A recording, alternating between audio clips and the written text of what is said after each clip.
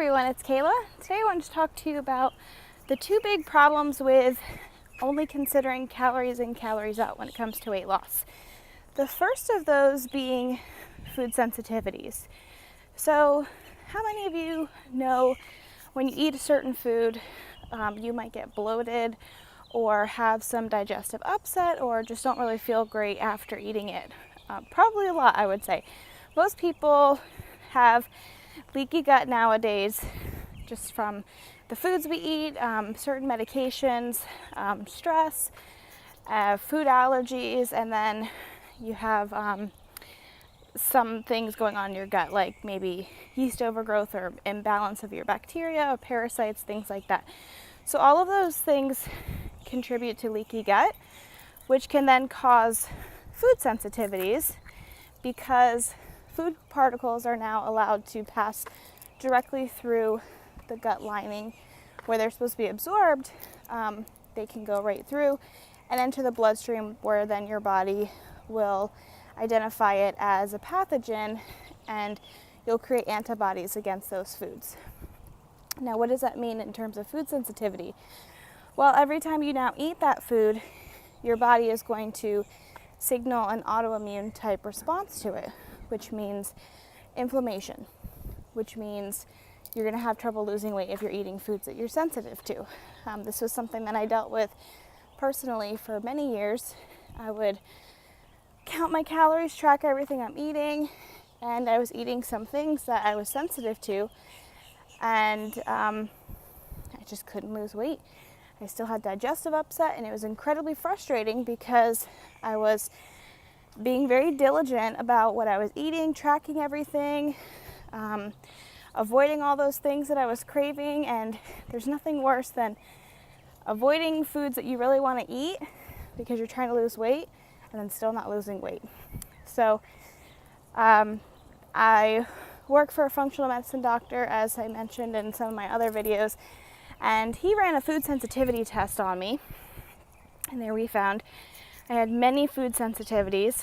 Well, once I cut those out, I dropped 8 pounds in 2 weeks, which for a female is pretty good. And that was just all inflammation from eating those foods and my body reacting to them. So that was the first thing. Second is when you diet for a long time and your calories are reduced, yet you're still exercising very hard, you can eventually drastically slow down your metabolism. So it can cause your thyroid to crash and therefore your metabolism to crash, which means you're not going to burn as much every day and you're not going to lose as much weight. Meanwhile, you're still busting your butt at the gym and you're still tracking what you're eating and you're eating way less than you ever have before and you're still not losing weight. Well, I've been there too. Recently, actually, I had my friend Mandy from Intuitive Fitness help me out with this. And after talking with her about my frustration with just being plateaued for a while, she said that she would help me with my macros to increase them and help me lose weight. And I'm like, don't know about this, but I trust you, so let's just go with it. Long story short, she had me just take a break from powerlifting for a couple weeks because I was incredibly just beat up.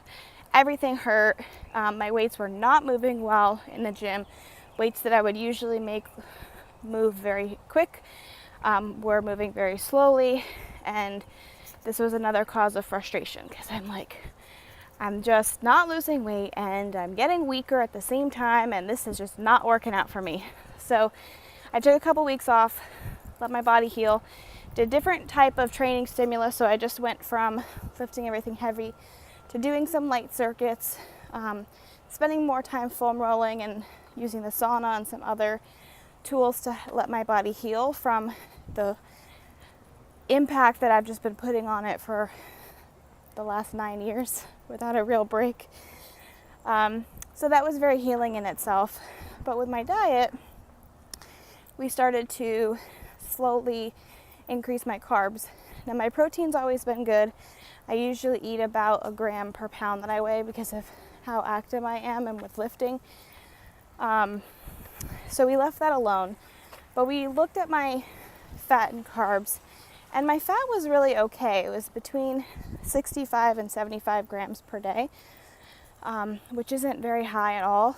But my carbs were always well under 150. Some days well below 100. So I just wasn't even getting in enough carbs to let my body recover, give my muscles the fuel that it needed so that it could perform what I wanted it to. So I have always just had ingrained in my mind that carbs are bad. Carbs are going to make you fat. Don't eat carbs. They're bad. Well, I think if you get your gut straightened out, if you have issues with candida and leaky gut, you got to get that taken care of first. But once your GI problems are under control, you should be able to safely increase your carb intake without blowing up like a balloon. Now, I think going back to the food sensitivities, a lot of people make mistakes with gluten and grains. They're both very, very high inflammatory. Even if you don't technically have a sensitivity to them, they will just cause inflammation in the body because they're hard to digest, even for people that aren't technically sensitive to them. So if you're using clean sources like root vegetables and certain fruits, those are always my go-to, as you know from other videos, then your body should be able to handle these fine, and it's going to utilize them in the right places, like in your muscles. Also, you do need carbs to grow muscles. I mean, glycogen is the fuel that your body uses when you exercise, and you also need it to repair the muscle tissue so that it can grow. So if you're not getting in any carbs, how can you, or not enough carbs, how can you expect to grow more muscle? And if you grow more muscle, then your metabolism is going to be increased as well, because that is considered metabolic tissue, and muscle eats fat. So after, about 3 weeks doing this, I was taking progress pictures every week. And even after the first week, I could see a major improvement. And taking measurements as well. I think if you're tracking, you need to definitely take pictures and measurements so that you can see what's working. Because when you look at yourself day to day, you tend to not notice things, or just kind of brush them off like, it's not a big deal, when in fact you may have lost half an inch or so, like I did. So after 3 weeks, I compared my measurements to those of the first week, and my body weight stayed the same. So I had increased my carbs to, I want to say 200 or just over 200 in that 3 week period, and kept my fat the same, my protein the same. So I was just eating more food and more carbs, which in my mind, I thought, okay, this is going to make me blow up, but it didn't. So I lost half an inch on my waist and half an inch around my hips. And my body weight stayed the same, which blew my mind, because I thought, how can you eat more food and, not gain weight or puffy, especially when we're talking about carbs? Well, I think just taking the stress off my body and the break from powerlifting for those few weeks, letting my body heal and rest was very important.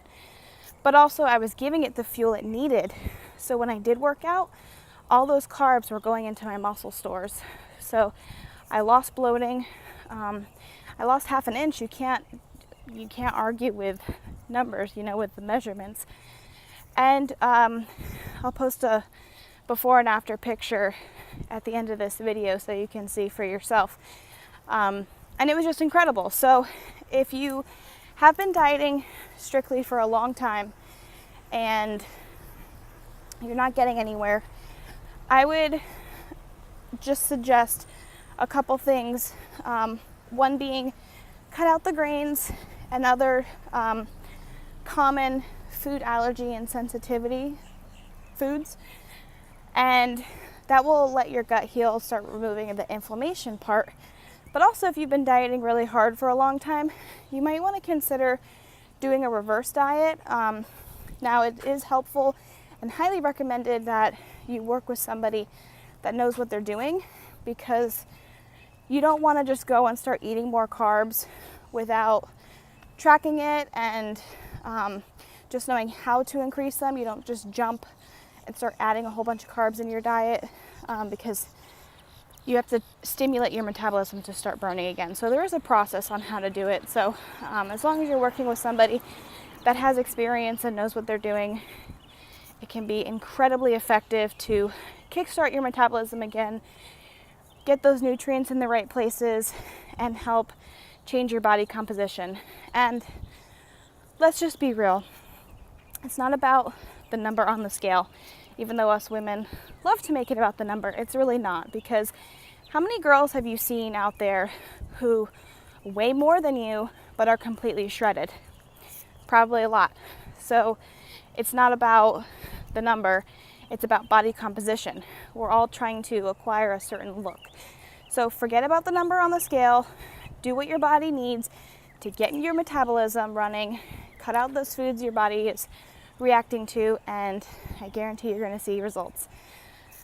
Well, that's it for today's video. I hope you enjoyed it. I hope you got something good out of it, and we'll have some tools that you can apply so you can start reaching your health goals. See you next time.